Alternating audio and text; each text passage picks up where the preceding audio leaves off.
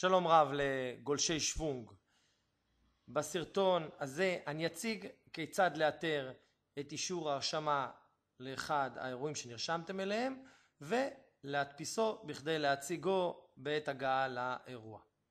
שלב ראשון, נכנסים כמובן לאתר שוונג.co.il.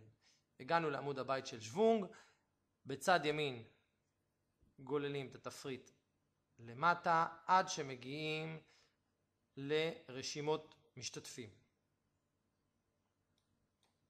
הקלקתי על רשימות משתתפים והגעתי לעמוד שיש בו חלון שנפתח, ושם אתם תראו את כל האירועים שמופיעים בשוונג שניתן לבצע להם הרשמה.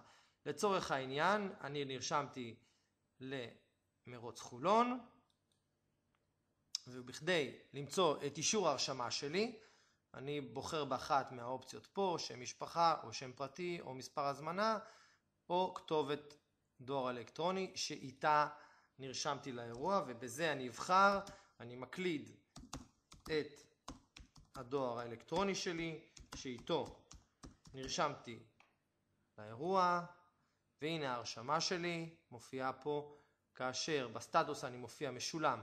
במידה וביצעתי הרשמה ולא שילמתי, עליי לשלם בכדי להשתתף באירוע, וללא תשלום לא אוכל להדפיס את אישור ההרשמה. אז אני אקליק על משולם, שזהו קישור שמוביל לאישור ההרשמה, שבו מופיעים כל הפרטים שלי, כולל האירוע, כולל תאריך, כולל המחיר, ויש באפשרותי ללחוץ על כפתור זה בכדי להדפיס את האישור. כמו כן, למי שיש שאלות נוספות מוזמן להיכנס לאתר שוונג בכתובת שוונג.co.il או להתקשר בשעות העבודה לטלפון 1-700-700-305. תודה רבה.